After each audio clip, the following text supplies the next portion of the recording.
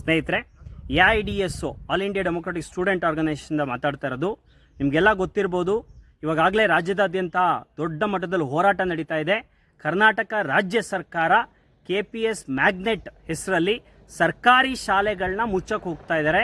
ಅದರಲ್ಲೂ ಒಂದಲ್ಲ ಎರಡಲ್ಲ 40,000 ಶಾಲೆಗಳನ್ನ ಇವತ್ತು ಕ್ಲೋಸ್ ಮಾಡ್ತೀವಿ ಅಂತ ಹೇಳ್ತಾ ಇದ್ದಾರೆ. ಇದನ್ನು AIDS ವಿದ್ಯಾರ್ಥಿ ಸಂಘಟನೆ ವಿರೋಧಿಸುತ್ತೆ.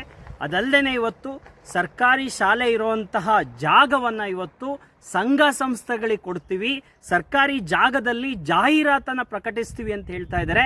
ಶಿಕ್ಷಣದ ಬಗ್ಗೆ ಕಾಳಜಿ ಇರೋರು ಮಾಡೋ ಕೆಲಸ ಅಲ್ಲ ಇದು.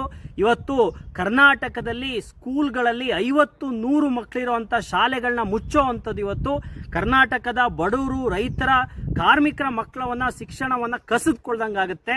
ಇದನ್ನು AIDS ವಿದ್ಯಾರ್ಥಿ ಸಂಘಟನೆ ತೀವ್ರವಾಗಿ ವಿರೋಧಿಸುತ್ತೆ. ಇವತ್ತಲ್ಲದೆ ಏಷ್ಯನ್ ಡೆವಲಪ್ಮೆಂಟ್ ಬ್ಯಾಂಕ್ ಹೆಸರಲ್ಲಿ ಇವತ್ತು ಲೋನ್ ಮಾಡ್ಕೋತಾ ಇದ್ದಾರೆ. 2,500 ಕೋಟಿ ರೂಪಾಯಿ ಇವತ್ತು ದುಡ್ಡು ತಗೊಂಡಿದ್ದಾರೆ. ನಾವು ಹೇಳೋ ಅಂಥದ್ದು, ನಾವು ಕಟ್ಟಿರುವಂಥ ಟ್ಯಾಕ್ಸ್ ದುಡ್ಡು ಇವ್ರ ಹತ್ರ ಇಲ್ವಾ ಸರ್ಕಾರಿ ಶಾಲೆಗಳನ್ನ ಇವತ್ತು ಅಭಿವೃದ್ಧಿ ಮಾಡೋದಕ್ಕೆ?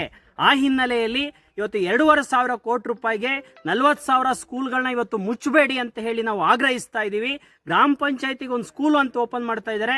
ಇವತ್ತು ದೂರದಿಂದ ಮಕ್ಕಳನ್ನ, ಅದರಲ್ಲೂ ಕೂಡ ಹೆಣ್ಣು ಮಕ್ಕಳನ್ನ ಯಾವುದೇ ಕಾರಣಕ್ಕೂ ಕೂಡ ದೂರದ ಪ್ಲೇಸಿಗೆ ಇವತ್ತು ಶಿಕ್ಷಣಕ್ಕೋಸ್ಕರ ಕಳಿಸೋದಿಲ್ಲ. ಕರ್ನಾಟಕದಲ್ಲಿ ಇನ್ನೂ ಕೂಡ ಸ್ವತಂತ್ರ ಬಂದು 79 ವರ್ಷ ಆದರೂ ಕೂಡ ಸಾರಿಗೆ ವ್ಯವಸ್ಥೆ ಸರಿ ಇಲ್ಲ. ಹಾಗಾಗಿ ಊರಿಗೆ ಒಂದು ಶಾಲೆ ಏನಿದೆ, 40,000ಕ್ಕಿಂತ ಹೆಚ್ಚಿಗೆ ಶಾಲೆಗಳನ್ನ ನಾವು ಇವತ್ತು ಉಳಿಸ್ಬೇಕು, ಅಭಿವೃದ್ಧಿ ಪಡಿಸ್ಬೇಕು ಅಂತೇಳಿ AIDS ವಿದ್ಯಾರ್ಥಿ ಸಂಘಟನೆ ಆಗ್ರಹಿಸುತ್ತೆ.